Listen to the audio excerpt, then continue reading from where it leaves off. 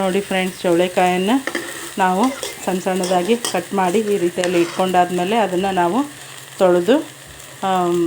ತೊಳೆದು ಸ್ವಲ್ಪ ಇಟ್ಕೋಬೇಕು ಫ್ರೆಂಡ್ಸ್. ಆವಾಗ ಅದ್ರ ಮೇಲೆ ಇರ್ತಕ್ಕಂಥ ನೀರೆಲ್ಲ ಆರಿ ಹೋದ್ಮೇಲೆ ಈ ರೀತಿ ನೋಡಿ ಫ್ರೆಂಡ್ಸ್, ಹೀಗೆ ಇದನ್ನು ಚೆನ್ನಾಗಿ ಚೌಳಿಕಾಯಿಗೆ ಎಣ್ಣೆ ಹಾಕಿ ಹುರ್ಕೋಬೇಕು. ನೋಡಿ ಫ್ರೆಂಡ್ಸ್, ಇದನ್ನು ಚೌಳಿಕಾಯನ್ನು ಈ ರೀತಿ ಚೆನ್ನಾಗಿ ಕೆಂಪಗಾಗಬೇಕು ಫ್ರೆಂಡ್ಸ್. ಚೌಳಿಕಾಯಿ ಆ ರೀತಿಯಲ್ಲಿ ಹುರ್ಕೋಬೇಕು. ನಾವು ಕುದಿಸಿ ಮಾಡಿದರೆ ಅಷ್ಟು ಟೇಸ್ಟ್ ಬರಲ್ಲ ಫ್ರೆಂಡ್ಸ್. ಆದರೆ ಹಲ್ಲು ಇರೋಂಗಿಲ್ಲಲ್ಲ, ಅವರಿಗೆ ಕುದಿಸಿ ಮಾಡಬೇಕಾಗುತ್ತೆ.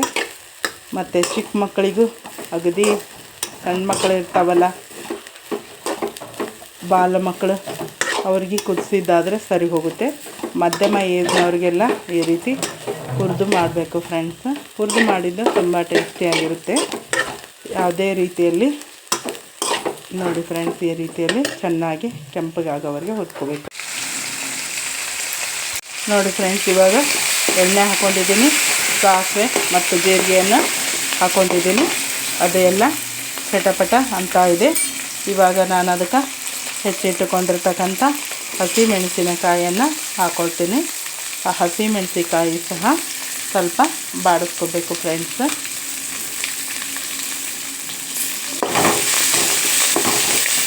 ಇದಕ್ಕೆ ಮತ್ತೆ ನಾನು ಈರುಳ್ಳಿ ಹಾಕ್ಕೊಳ್ತಾ ಇದ್ದೀನಿ.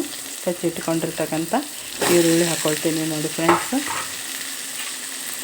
ಇದನ್ನು ಸಹ ಬಾಡಿಸ್ಕೋಬೇಕು. ಇದಕ್ಕೆ ಮತ್ತೆ ನಾನು ಟೊಮೆಟೊ ಹಾಕ್ಕೊಳ್ತಾ ಇದ್ದೀನಿ.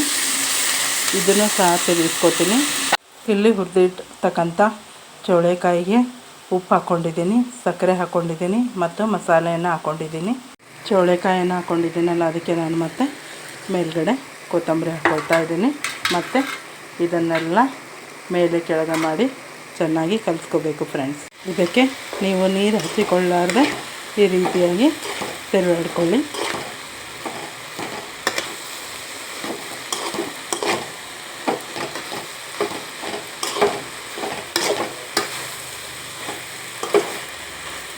ಚೆನ್ನಾಗಿ ಮೇಲೆ ಕೆಳಗೆ ಮಾಡಿ ಇದ್ರ ಮೇಲೆ ಒಂದು ಪಾತ್ರೆಯನ್ನು ಮುಚ್ಕೋಬೇಕು. ನೋಡಿ, ಬಿಸಿಯಾದ ಚಪಾತಿ ಜೊತೆ ಬಿಸಿಯಾಗಿರ್ತಕ್ಕಂಥ ಚೌಳೆಕಾಯಿ ಪಲ್ಯ. ನೋಡೋಣ ಇದು ಯಾವ ರೀತಿ ಇದೆ ಅಂತಂದು ಹೇಳಿ ಟೇಸ್ಟ್.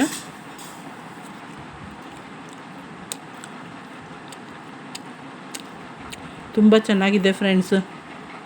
ನೋಡಿ ಫ್ರೆಂಡ್ಸ್, 2 ಚಪಾತಿ ತಿನ್ನೋರು 4 ಚಪಾತಿ ತಿಂತಾರೆ ಫ್ರೆಂಡ್ಸ್.